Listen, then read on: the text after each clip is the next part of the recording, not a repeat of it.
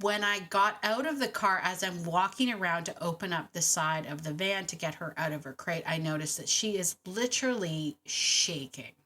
And I mean, like full body shaking. And I was like, what is happening? So I open the crate. She jumps into my arms and she is still vibrating. Yes, today we are talking about a very common question. How do I get my dog to like going to the vet? Today I'm giving you my top 9 tips on how to make that experience better. Let's get into it. Ready to have a calm and peaceful life with your dog without the stress of those fear-based behaviors? Hi, I'm Tracy, and I've been there, overwhelmed by all the conflicting dog training advice and unsure of what to do next. But now I help dog lovers like you simplify your life with your dog by building confidence naturally, fostering trust, and addressing those fear-based challenges. So, if you're ready, stop chopping those chicken wieners and let's get to it.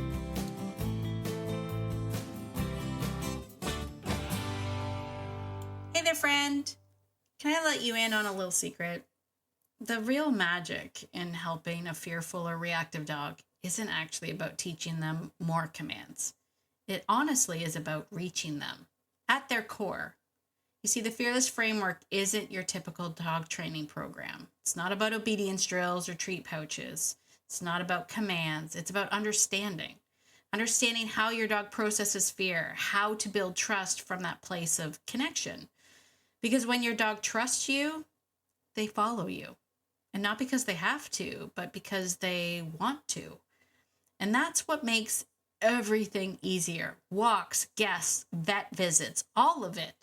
The truth is, you don't need to pack a squeaky toy or a bag of treats to be your dog's safe place. The one thing you need is you. And guess what? You never forget to bring you. So there you go.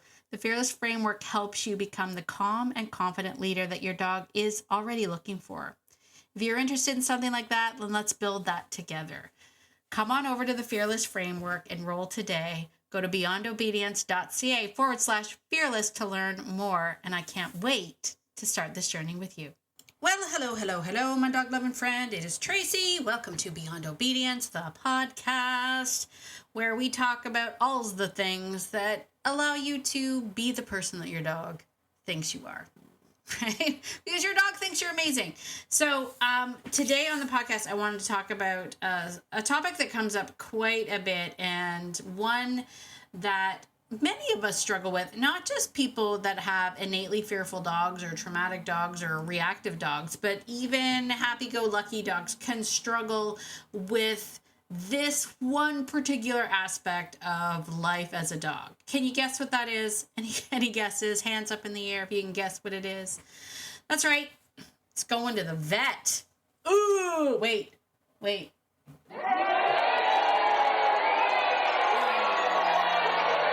Oh, I didn't mean to boo. I'm not booing the vets. Vets are great. It's not their fault. It's not their fault. That's the thing. It's not their fault, right? They can't help it. They do everything that they can to make that the best experience possible. But at the end of the day, I mean, nobody likes going to the vet. Oh, it's so terrible. It's so terrible. All right, listen, I wanted to talk a little bit about it. We're going to talk about why it feels like it's a nightmare and what you can actually do about it. We're going to actually talk about the steps that you can take to make it better. And the reason why this is coming up now for me in particular is because we actually did have a little vet experience recently. We took our adorable Jack Russell Nike to get her spay. And if you follow me at all, or if you've ever seen any of the videos of Nike's a little spitfire. She is a tiny little spitfire. She is joy in a jumping box. And I'm not just saying that. Because she's my dog, but she's joy. She loves everything and everybody. She's the happiest dog.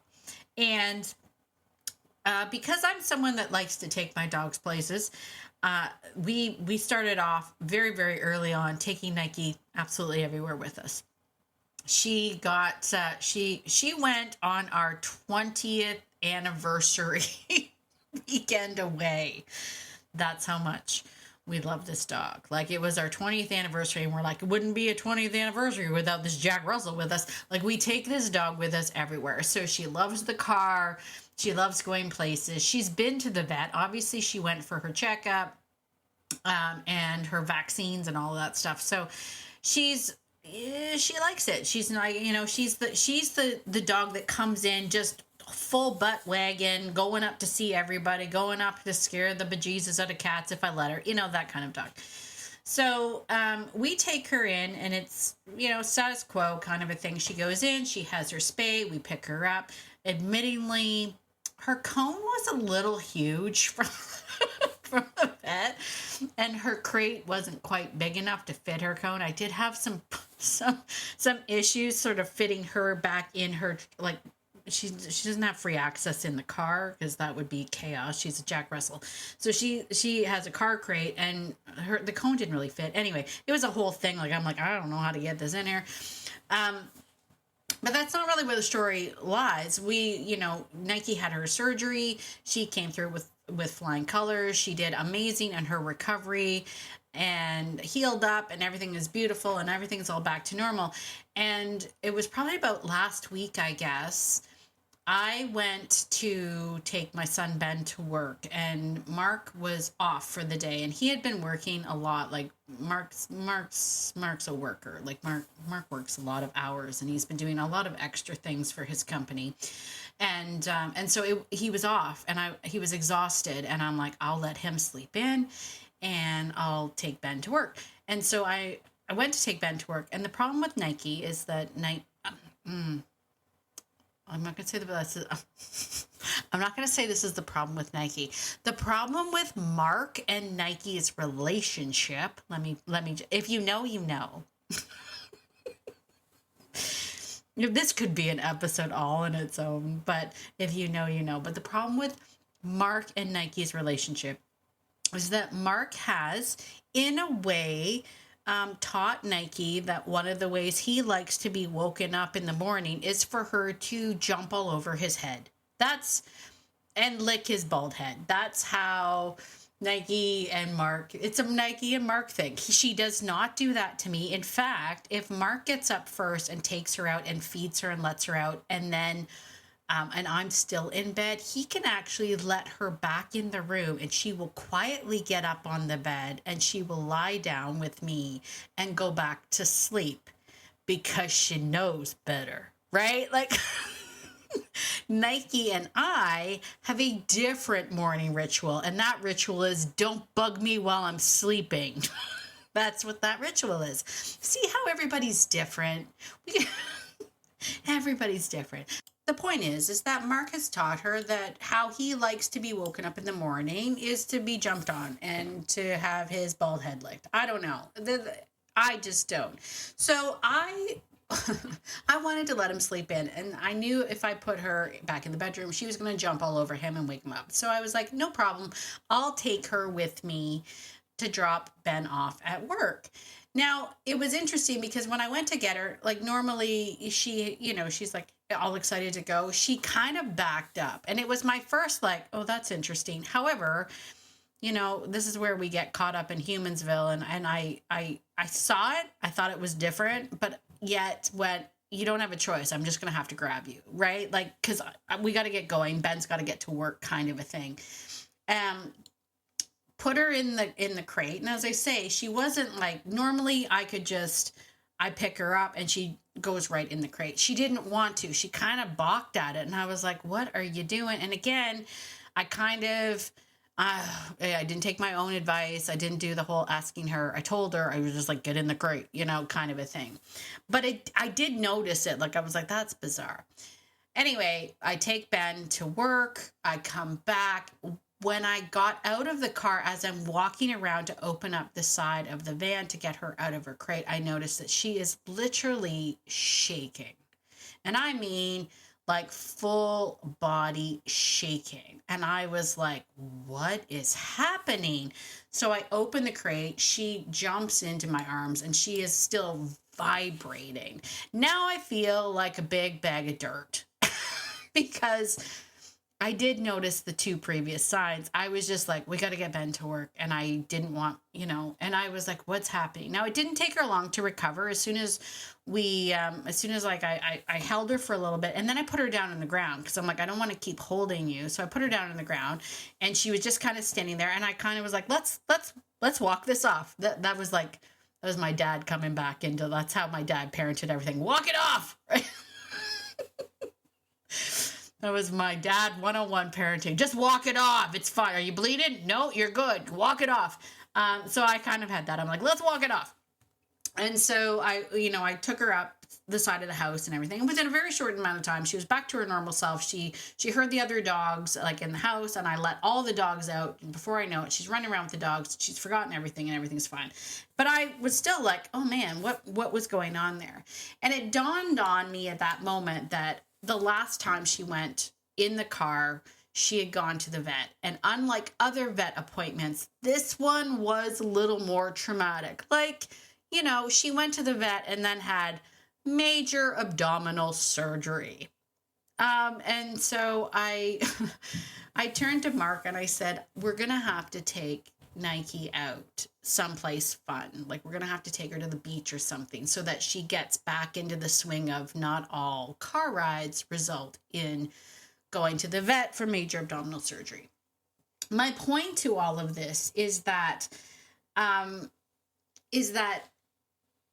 vets can't help it. There are things that are going to happen, like, as much as they try, and they do, right? For regular puppy checkups and whatnot, they're going above and beyond. They're doing the treats. They're all being kind. They're doing all the pets and the loves and talking how cute the puppies are and whatnot, and essentially distracting them while they give a little needle. Most puppies don't even feel that needle, and it's all fine. But at the end of the day, a spay is a spay, a spay is a spay. So I want to kind of normalize this idea that if you have a dog that doesn't like the vet, fair, right? It's totally fair. This isn't something, I've had so many people that have written to me or asked me the question, how do I get my dog to like going to the vet? You don't. Like, I'm sorry, you just don't. We can do as much as we can do. And as I say, all of those other things leading up to the vet, you can do all of those, the puppy checks and all of those things. And I've heard of people going in and stopping in at the vet just to weigh their dog and then leaving and getting the treats and leaving. And all of that is great and fine. But at the end of the day, if something happens, if your dog gets seriously hurt, if your dog has to have surgery, if your dog there probably will be some residual, man, that sucked. And you can't take it away from them. So I want to normalize it and say, we're not looking for them to be like, yay, vets are the best. Vets are the best. I feel really bad. You can see, I'm a vet tech. I've lived in this world before. Vets and vet techs are the best. They're the best people, hands down. I like my all the respect to, I couldn't do the job anymore. Like, that's how much I admire vet techs and veterinarians. So please, this isn't me saying vets are bad. I'm just saying the experience is bad, and there's nothing really that we can do to make convince a dog otherwise. We can't sit them down and be like, this was for your own benefit. Like, especially a spay. I can't explain that away. I'm like, this is because you live in Humansville and we can't handle your heat cycles anymore. Like that. and I got totally,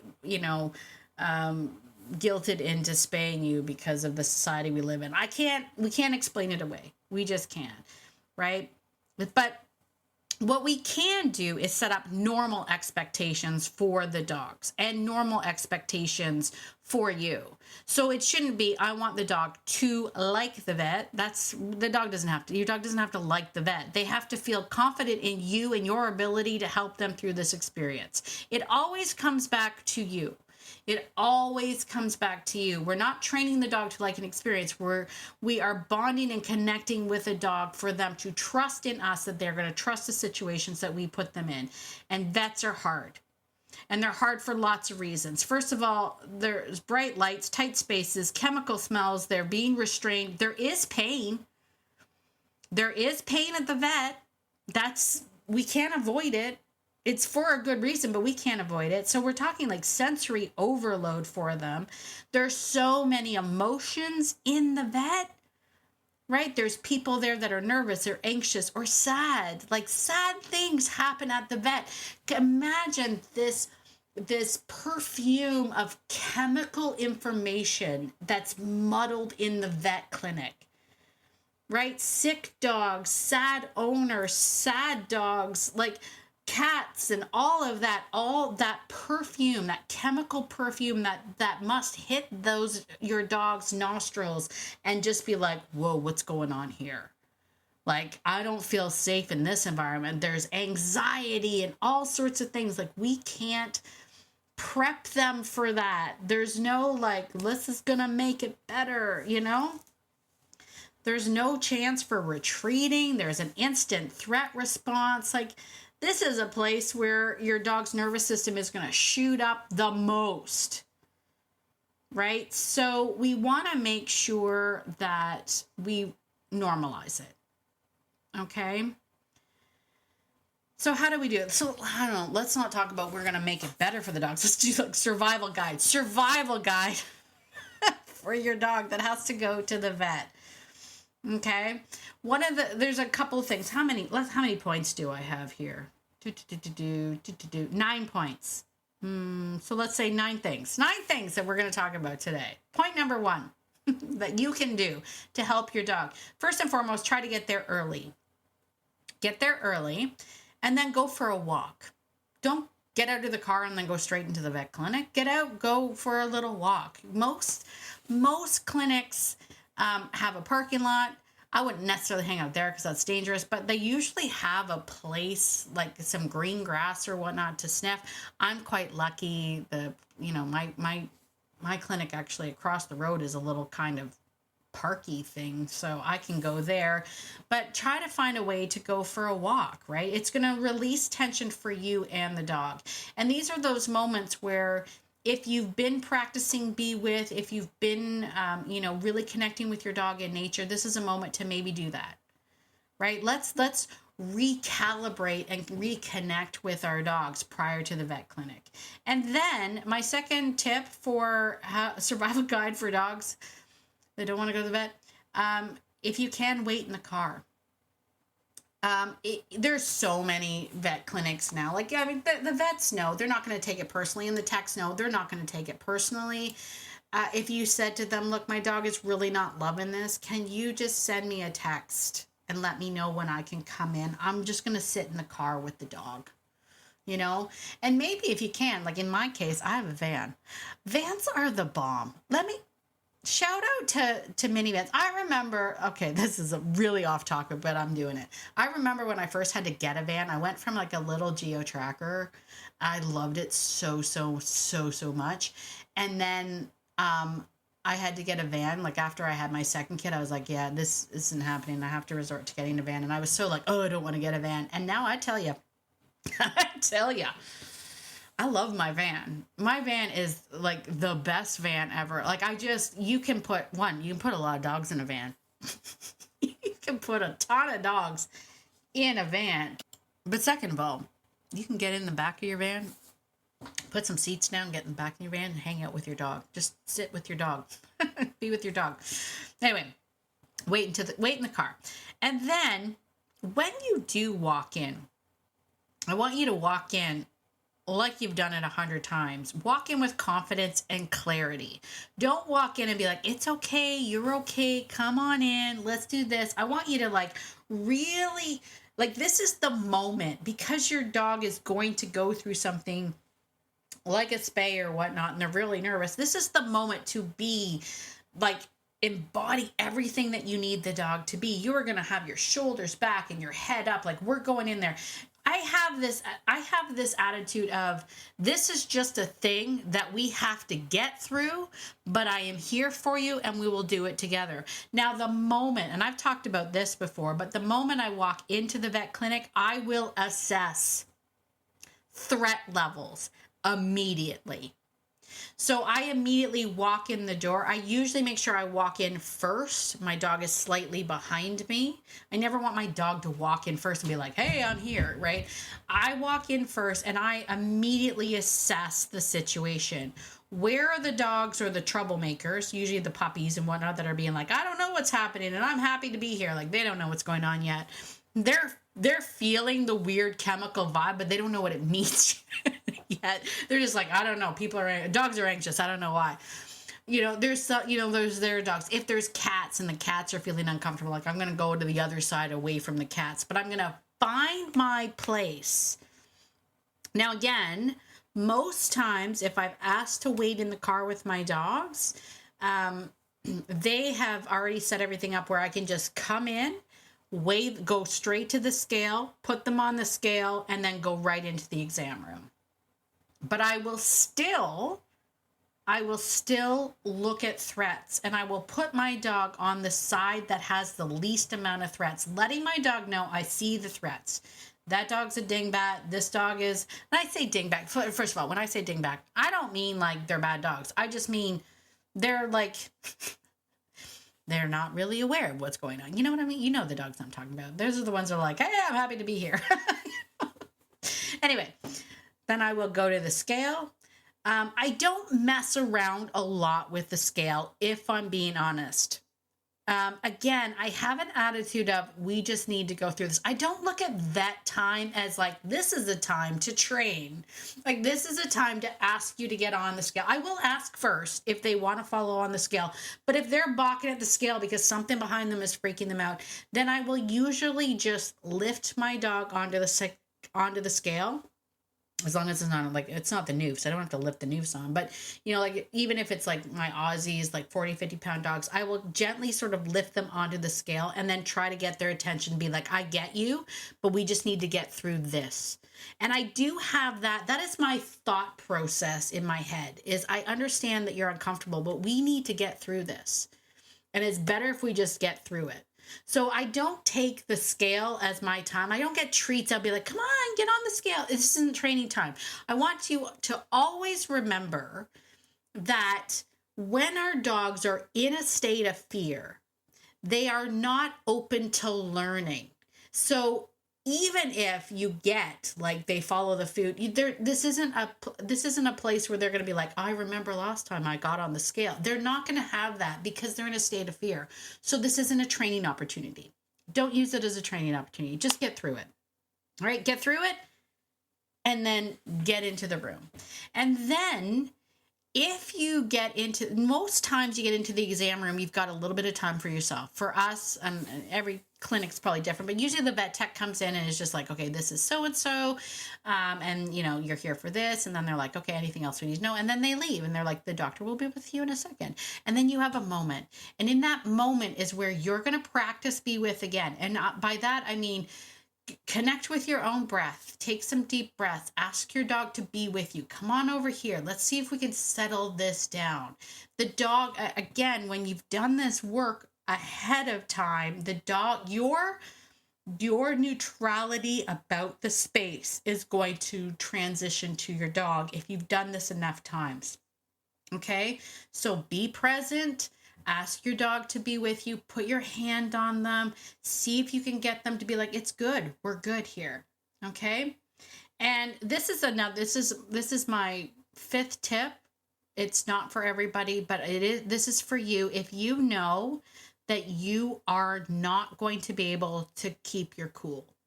If there's something like you're really upset about something, like I've seen people that have dogs that have come in with porcupine quills or been really, really bad, and the humans are just not dealing well with it. Like they're just like, they're freaking out.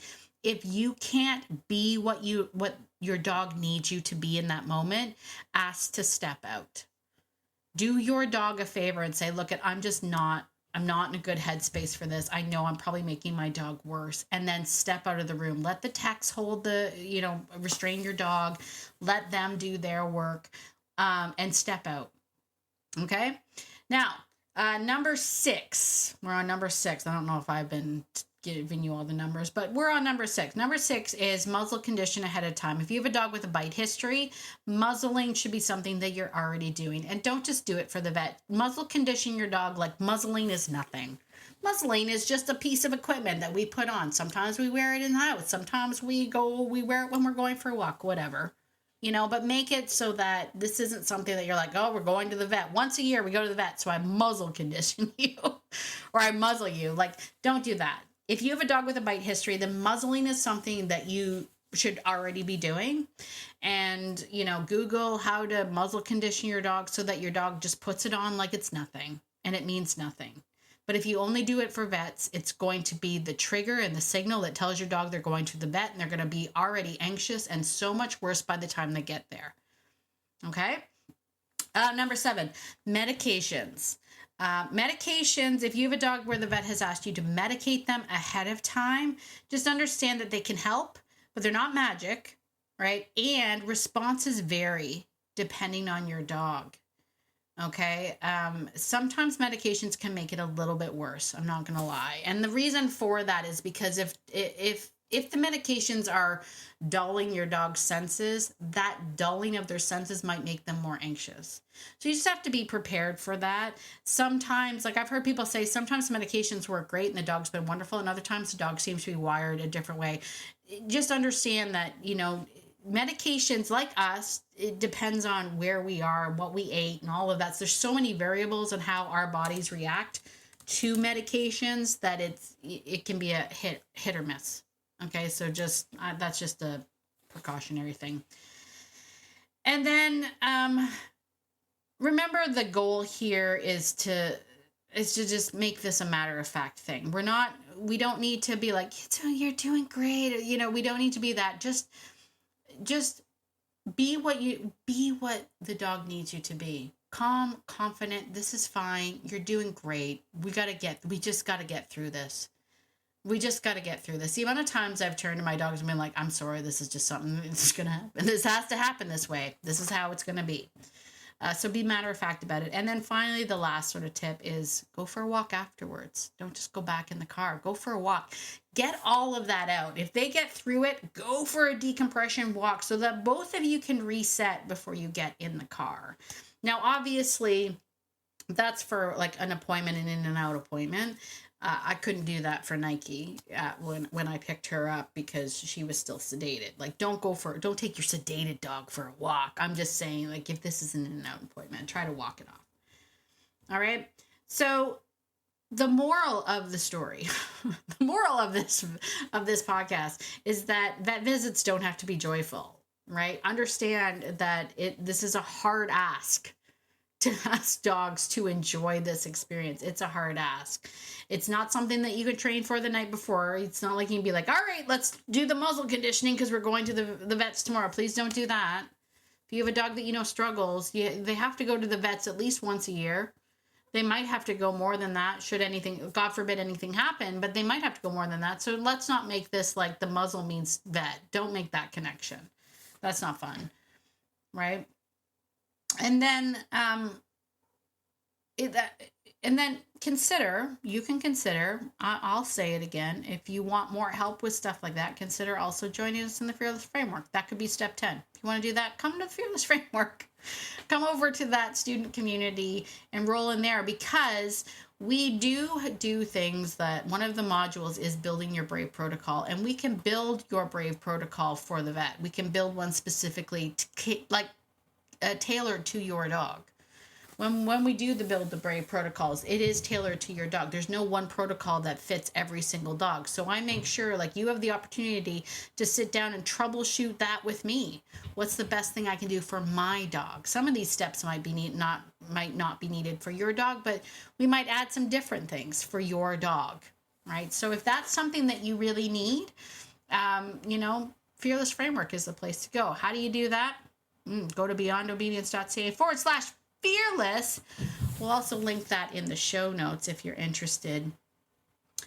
But at the end of the day, your dog doesn't have to like the vet because, hey, there ain't no liver treat big enough to change their mind. There really isn't. So it's not about making it fun. It's about showing up, staying calm, getting it done, right? Showing up, staying calm, get it done. Now, if it's a puppy, let's go back to the puppy. If this is a puppy, that's different. The vets and the vet techs do a great job with just appointments of going in to see the vet for vaccinations and routine checkups and stuff like that. You can make that fun, but just know, like Nike, who always enjoyed the vets until she had her spay,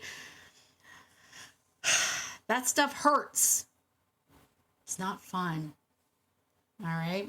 So there you go. Tips for the vet. I hope that helps. Listen, if you like that, you can let me know by going over to Apple Podcasts and leave me a 5-star written review.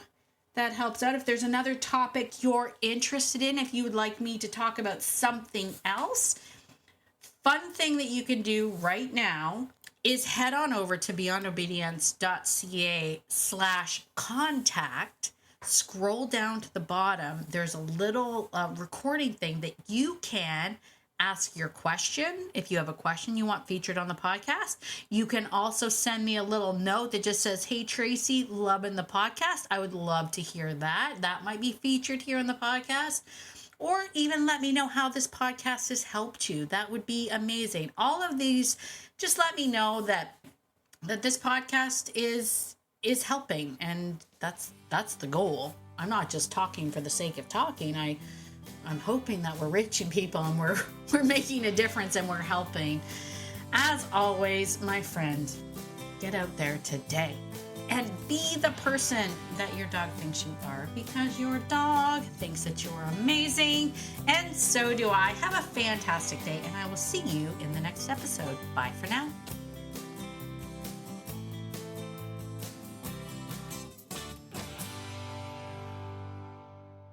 Oh, and one more thing. This podcast is meant for entertainment and education purposes only. It is not meant to replace hands-on professional training. If you're really struggling with your dog, please reach out to a professional in your area. All right, I think that's it. Bye for now.